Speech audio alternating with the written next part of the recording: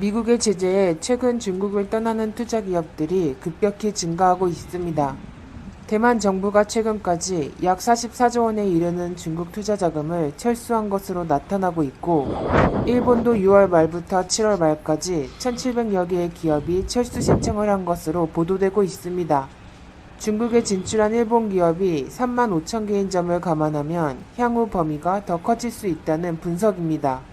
이는 대만이나 일본이 중국 철수를 적극적으로 권장하며 보조금까지 지급하고 있기 때문입니다.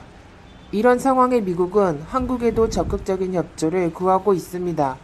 17일 미국 상원의원 11명은 한국 등 인도태평양 지역 국가와의 협력을 중심으로 대중 외교 전략을 새롭게 짜야 한다는 법안을 발의한 것으로 나타나고 있습니다.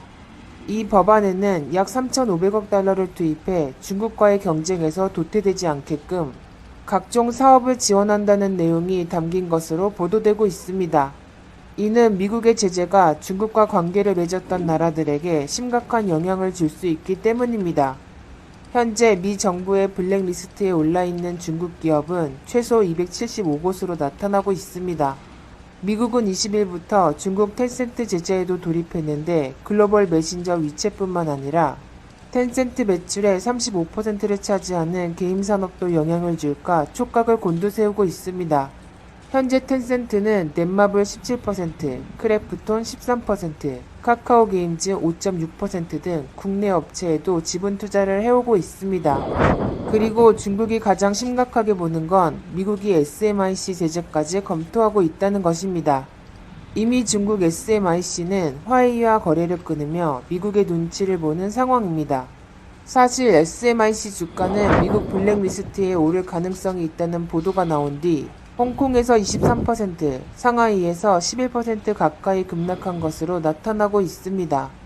더군다나 미국 퀄컴까지 SMIC를 떠날 가능성이 높다는 보도까지 나오는 상황입니다. 퀄컴은 SMIC의 3대 고객사로 매출의 약 13%를 차지하는 중요한 회사입니다. 특히 28나노미터 및 14나노 공정을 기반으로 퀄컴의 AP 등을 생산했던 것으로 나왔습니다. 중국은 2019년 기준 해외에서 3,060억 달러의 반도체를 수입했던 글로벌 큰손입니다. 이 때문에 전세계 2,400여 개의 반도체 장비 업체들로 구성된 SEMI는 미국의 제재 철회를 촉구하기도 했습니다. 그런데 놀라운 것은 중국도 맞불 작전을 검토하고 있다는 것입니다. 중국 관영 매체가 미국 국채 전량을 팔 수도 있다며 경고를 한 바도 있습니다. 중국 정부가 보유한 미국 국채는 1조 달러 이상인데 이는 일본에 이어 두 번째로 많은 금액입니다. 실제로 올해 상반기에만 1,060억 달러 상당의 미 국채를 팔아 보유량을 줄인 것으로 나타나고 있습니다. 미국 재정 건전성이 나빠진 상태에서 국채까지 풀리면 금융시장이 더 혼란스러워질 수 있는 것입니다. 상황이 이렇게 되자 달러를 맡기고 원화를 빌리려면 웃돈을 줘야 하는 현상까지 발생하고 있습니다. 22일 마켓 포인트에 따르면 외화 자금 시장에서 FX 스와프 레이트가 0.051% 수준으로 나타나 달러화를 원화로 바꿀 경우 한 달 뒤 0.051%의 이자를 줘야 하는 것으로 나오고 있습니다. 그리고 중국은 미국을 겨냥해 신뢰할 수 없는 기업 명단을 공개할 방침을 정해놓고 있습니다. 주권과 안보, 발전 이익을 해치는 외국 기업과 개인을 대상으로 삼는다고 밝힌 상태입니다.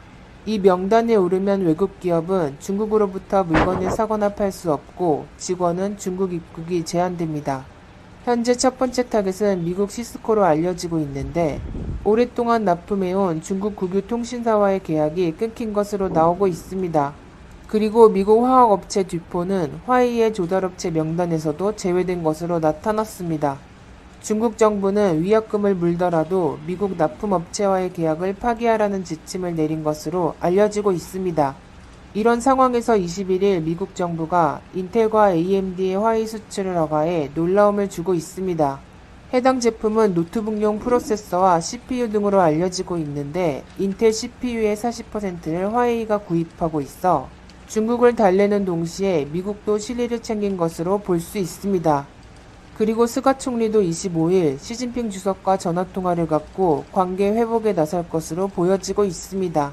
2019년 기준 약 1조 1천억 3천억 엔의 부품 및 소재를 화웨이에 제공했던 일본으로서는 완전히 떠날 수가 없는 것입니다.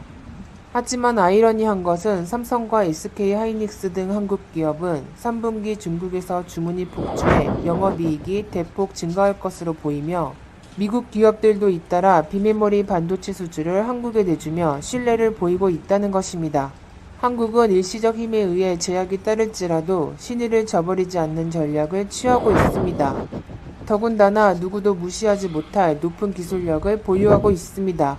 이번 미중 분쟁에서 어려움이 있더라도 현명한 대처를 하길 바랍니다.